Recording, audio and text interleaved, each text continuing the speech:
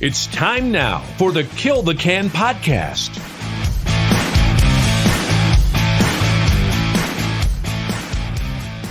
Good morning, ladies and gentlemen, and welcome to the Kill the Can Podcast. I'm your host, Chewy. Do you want to quit nicotine and take back control of your life? We'll tell you how we've done it and answer the questions you didn't even know you had about how you can quit today. For today's episode, I'm joined by Kill the Can member MNxEngineer. I have to come to you as I'm recording this intro. I'm actually recording this intro for the second time. This episode is kind of snake bit. As I sat down to record the episode this morning, and I sat down to record the intro for the first time, I realized that due to some technical difficulties, we lost about 30 minutes of the original conversation, which I can't even begin to tell you how pissed I am. We recorded the conversation on St. Patrick's Day yesterday on the 17th. And I don't know if the Leprechaun was involved, but like I said, we lost a pretty good portion of the original conversation. And so what we did get, I only got probably about 15 minutes of this conversation. We talked about, and when I stop with my intro here, you'll hear me. We launch right into some conversations about fake dip. We talk about his screen name and the genesis of his screen name. And we talk about the moves from the Kill the Can forums over to Discord. What we lost was a really good, in my opinion, conversation about the systems that we use at Kill the Can, the concepts of one day at a time and accountability and not looking at forever, and really what we're able to do when we focus that system on other areas of our lives, whether it be quitting alcohol, losing weight, getting in better shape, reading more, the list can go on and on. We had a pretty lengthy conversation around alcohol use. I won't go into his story here other than to say he has helped me tremendously with kind of reframing my thoughts about alcohol. For me personally, so we are just over 3 years since the pandemic. In fact, it was about 3 years ago this last week. I was sent home on Friday the 13th of that year. And again, as I record this, it's Saturday the 18th. And I can say that, for the majority of those 3 years, I can count on one hand the number of times that I didn't have a drink. And again, very rarely to excess during that time. But again, just the frequency that I was engaging in alcohol use just really had kind of shot through the roof when it comes to, the majority of these last 3 years with the pandemic. And so Jared and I, we talked a lot about that. And again, he has been such an amazing friend, not only in my nicotine quit, but to be able to kind of bounce ideas off, and other things, alcohol and those kind of things as well. So I can promise you that this will not be the only time that you hear from him on the podcast, because he is, as you listen to him, he really is an incredible trove of knowledge when it comes to just the way he thinks about accountability, the way he thinks about the system that we have in place at Kill the Can. And he's become a very, very good friend over the years. And again, I just can't apologize enough for the technical difficulties that we had recording and capturing this podcast. But again, we're at Kill the Can. We're all about accountability and visibility. And so I wanted to make sure that I kind of told you guys all what happened. So without any further ado, here is my very abbreviated conversation with MNxEngineer. I hope you enjoy what we got, and we'll talk to you soon, folks. If I ever need to, as an extra tool, like I just went on an ice fishing tournament back in January. If I want that just in case, I don't anticipate using it. Back off is typically my go-to. But I tried Jake's. You sent me a whole bunch. I don't know, it was probably over a year ago, and all of those were great. Jake's was fantastic. I kind of wish I would have found that earlier on. And fake is, if I may just kind of jump into this for folks too. I don't mean to hijack your podcast here, No, but no, no. some folks really worry about, am I going to get addicted to this stuff, or am I not going to be able to stop? And just a personal experience story. I mean, it was an excellent tool, and there'll come a time where I just was like, I don't need this anymore. It's not doing anything for you. There's nothing addictive in it. It's more of an oral fixation thing. So I tell people that not to be afraid of it. Some folks are, because they feel like it'll lead them back to the real deal. But if you truly find, there's so many great products out there that, there's no shame in using it as a tool in your toolbox, and it can really be useful.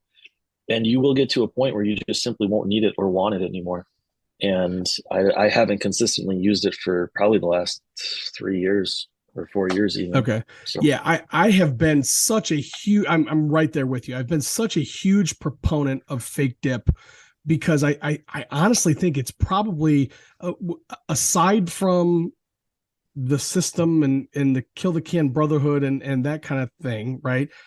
I genuinely think it's probably the most powerful tool in the quitter's toolbox. I agree. Because it's, again, for me, it allowed me to bridge the gap between being a full-fledged total addict, habitual user, right, which is where the word habit comes from, right, and cutting out the nicotine but maintaining the ritual, and then eventually, to your point, you just don't reach for it anymore. At least I didn't. I've told this story 100 times. I dipped at least a can a day of the fake stuff for a good 200 days into my quit, all day, every day. Wow. And then just one day just didn't reach for it. And I was just kind of like, that's interesting.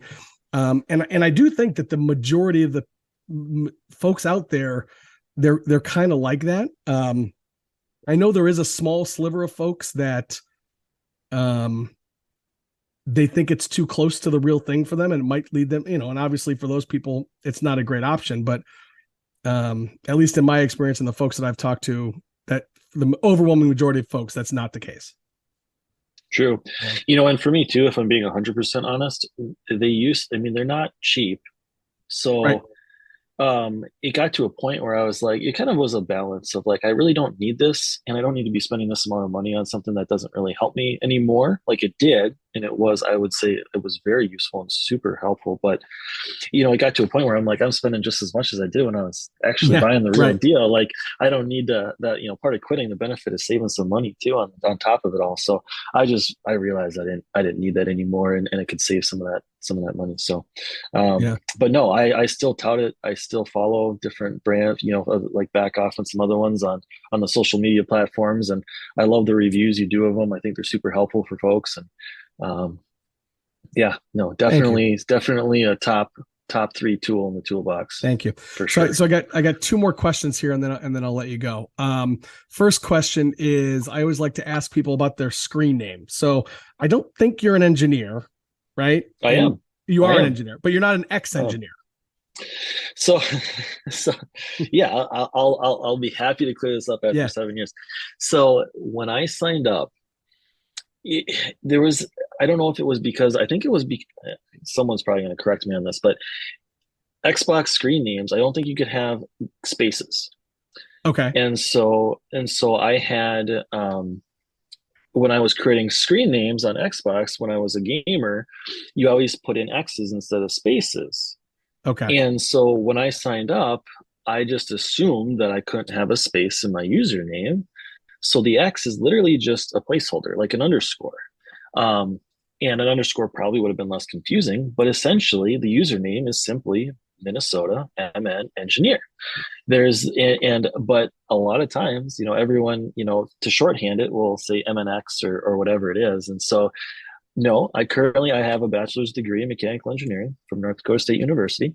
I'm currently a reliability engineer for a local utility company. And I'm a licensed engineer as well. So I went through all that whole process. I hold a license professional engineering license. And I'm not an ex-engineer by any way, shape, or form. I've thought about changing it. Originally, my screen name had 314 at the end of it. Yep.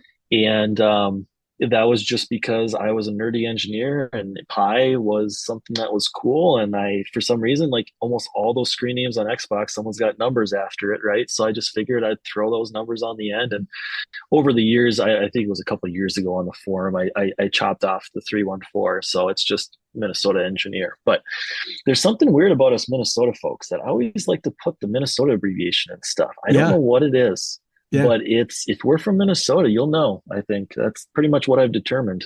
No, that's awesome. A lot of us. Yeah, and I know there's several of you guys up there. I know that I've seen some epic Twitter meet photos over the years. Absolutely, there's been some great ones. Which I'll tell you is one of the things when the pandemic hit. That was one of the things that I missed more than anything is just getting together. Completely agree. I mean, it has just so bummed me out to not be involved in those and to see those pictures flooding in. And I really am glad that they're starting to flow a little bit more now than they have in the past or, in the last couple of years. So I'll try to get another one over your way too. We're due for another one up here. So we'll see if we can get something on the schedule. And then last question. So for somebody that has been quit for a while, and certainly remembers kind of the forums in their heyday, and then obviously now have been very involved in Discord. Thoughts on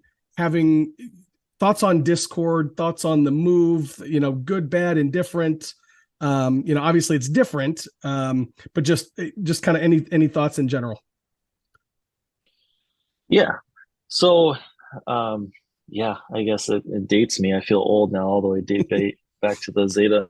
Yeah. And even, I say that kind of tongue in cheek because you have a longer history than I do. But I feel like I came in when I first quit. There were, I would say, maybe different eras of glory days on the forum. I definitely was in one of them, which I think really propelled me hard. There was a lot of tough love, a lot of very hard accountability.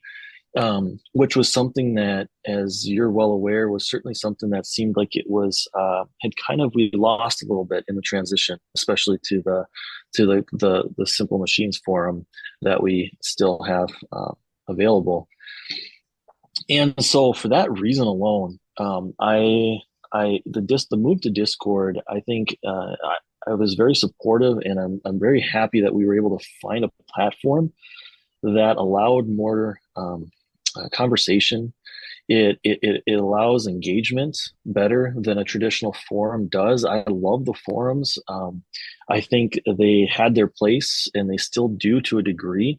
I still post in both places every single day. My August group, we have a ton. We have like over 10 people still posting every single day, almost 7 years in, which is fantastic. That's awesome. But I'm the only one that moved over to Discord really consistently. So for their sake, I still post over on the forum and some other stuff as well. But the forum has really allowed kind of that conversational piece, that kind of chat feature that was dying on the forums as well. It kind of brought everything full circle, and it allows folks like myself even to kind of dig into some of the new groups, be more exposed. It's easier to access. It's got a lot of neat features, and it flows the same as the forum does, the way we have it organized. And so, my biggest thing is for folks that, like, me, or maybe have, are in their thousands, somewhere between 1,000 and 2,000, or have a couple of years or more under their belt, that were familiar with the forums, Discord, I would encourage them to try to get a little bit more involved with Discord if possible. Get in, pick a group, even if it's, say, one of your sister groups. So if you're a July group, get into one of the newer July groups, whatever it is. You don't have to go super big, but there's so much value that you can add, to these younger groups. And the Discord platform is so easy to do on your phone. I have it on my phone and my iPad. I've never accessed it on my work computer because they block it, and I don't really have a work computer or a personal computer that I use for stuff. But it's amazing the level of response that we got from a lot of these folks, and it's cool to see so many new people flowing in. It reminds me of those days where we would get 10, 15, 20, 25 new members every single day on the old forums, and it was whereas before we made the move, we were getting a couple a week, it felt like. So Discord reminds me of some of those the glory days of Zeta, maybe we'll call them or coin them. But it could use a few extra voices with, a little extra, and again, not as a flex move, but as just an experience that you can bring to the table to help share with these folks and encourage them and provide that level of accountability that we want to make sure we don't lose on a platform that it's a little bit harder to maintain that accountability or not maintain the accountability, but it's just easier in the chat feature, some things get lost. So it's great to be able to stay on top of it, a few extra bodies to really kind of provide that level of accountability to these new folks goes a long ways. So I would definitely encourage folks to get on there and get involved. Even if it's a little bit, that would be very helpful. Awesome. Well, hey, you mentioned, sharing your voice. I'm thrilled that you were willing to come and share your voice with us today. It's been a pleasure. Any kind of parting words, any last thoughts that you want to leave everybody with before we take off? And I promise you, this is not going to be the last time you're on the podcast, because I enjoy talking to you. So, yeah. You flatter me, sir. I this has been an honor and a pleasure, and I'm so glad we're able to make it work. This has truly been a blast. I'll be honest, I was a little nervous. Haven't done much of this stuff before. But this has just been a great time, and absolutely, let's do it again. My final thought that I'll leave folks with is just the one thing I say all the time on the forums too. It sounds like a broken record, but respect the process. It's proven to work. There are times where maybe you can't see the light at the end of the tunnel, but you take it one day at a time, you respect the process, and it'll get you through. So that's my profound last little bit of advice on this episode. And I'm looking forward to doing it again soon. That's awesome. I appreciate it, brother. Thank you so much. Awesome. Thanks, guys. We'll talk to you later, man. All right. Have a good one, brother. Bye. I'll talk to you. See ya. Yep. Bye-bye. Join us again next time for another edition of the Kill the Can podcast.